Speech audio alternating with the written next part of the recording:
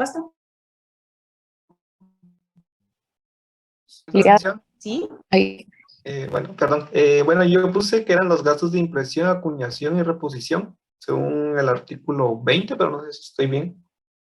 No, estos son gastos, no tributos. No. La señorita que había hablado antes. Gracias, Owen.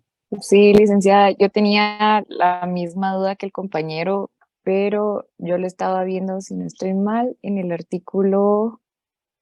Ay. 5. Ilegal, pero creo que ya nos lo dejó claro que esos son gastos, no tributos, perdón. ¿Alguien más?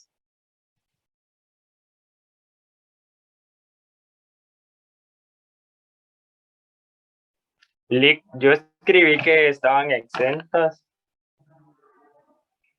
porque, y con base en el artículo 23. ¿Qué establece? Que están exentas de toda clase de impuestos, tasas, arbitrios y contribuciones, las especies monetarias. Exacto. Están exentas. Si se dan cuenta, las preguntas, aunque se vean muy sencillas, son para que nosotros analicemos un poquito más allá, ¿verdad? No dice que deba de ser que pagan o no pagan, ¿verdad? Que estén exentas, que estén afectas. Este tributo pagan, está exento, ¿verdad? O está tributo, ¿sí? Pueden las personas individuales o jurídicas emitir moneda. Razones Samuel Miller.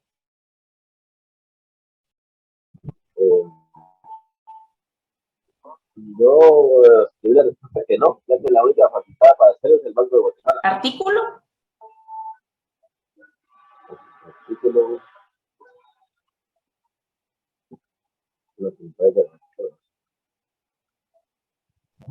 Artículo 2. Con base al artículo 2. Y el artículo 3.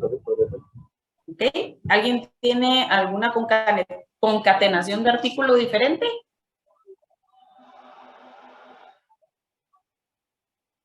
¿O hicieron el mismo análisis? Está bien.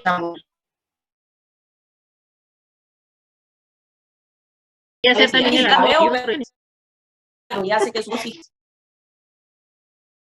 Y como así se llama mi prima, ya se me quedó.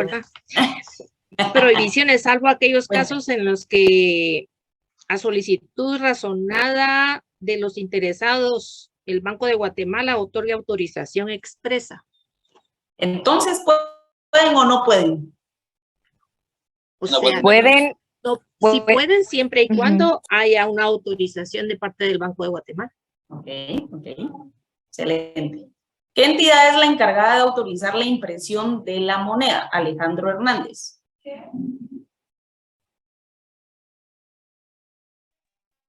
Yo puse la Junta Monetaria. ¿Según qué artículo? Es que lo encontré, pero no puse el artículo, licenciado. Usted puso Google y Google se lo encontró, pero que Google le dé el artículo también. Es que había puesto las respuestas y se me olvidó ponerle el número del artículo. A ver, alguien que nos Artículo 4. Es el artículo 4. Perfecto. Muchísimas gracias. Bueno, vean pues, ¿cuál va a ser nuestra...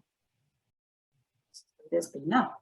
¿Cuál va a ser nuestra tarea para el lunes? Lo bueno es que todavía tenemos bastante tiempo, ¿verdad? La tarea va a ser... ya la tengo. Esta parte conducente. Se las voy a explicar igual. Menciona, explique y desarrolle. Realizar un análisis de los siguientes principios del derecho tributario. Pero el análisis en base a qué va a ir. Ustedes deben de ubicar una sentencia de la Corte de Constitucionalidad, ¿verdad? La que ustedes deseen, claro está, que tenga principios del derecho tributario. Si se dan cuenta, dentro de los principios que vimos en el derecho financiero, habían 3 rubros, ¿sí? Dentro de estos 3 rubros como tal, estaban los principios del derecho tributario, los principios de justicia tributaria y los principios de reserva de ley, ¿verdad? Dentro de los principios de derecho tributario estaban estos principios: generalidad, capacidad económica, progresividad, reserva de ley, no confiscatoriedad y justicia en el gasto público. Entonces ustedes deben ubicar cualquier sentencia de la Corte de Constitucionalidad en donde exprese la Corte de Constitucionalidad, ¿verdad?, análisis sobre estos principios. En la sentencia, claro está, y ustedes van a encontrar muchas sentencias de de capacidad económica o de generalidad, ¿verdad? Confiscatoriedad también hay varias, en donde se ven vulnerados los principios del derecho tributario. Entonces, lo primero es que deben de ubicar una sentencia que contenga los principios. Puede hacer que no contenga todos los principios. Ejemplo de los aquí enlistados, puede hacer que la sentencia contenga al menos, debe de contener 3 de los 6, ¿sí?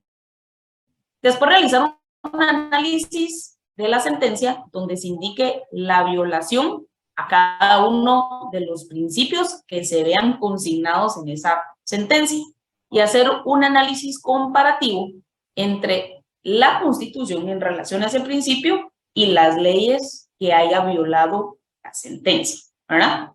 Así como la definición y características del principio. O sea, por lo menos deben de haber 3 principios. Si no son todos, por lo menos deben de haber 3 definiciones de 3 principios diferentes, de estos que están acá.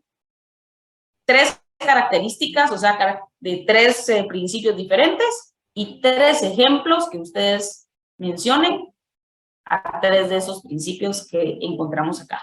Así como en la sentencia, que eso ya es la definición y las características, es eminentemente sustantivo, ya no tiene que ver con la sentencia.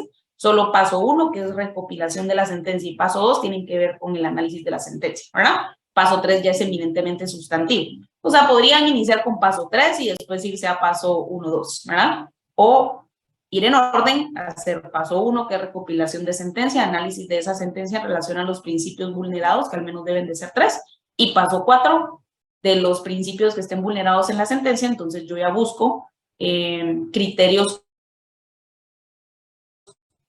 sustantivos sistemáticos de una definición de ese principio, características de ese principio y poner un ejemplo con ese principio.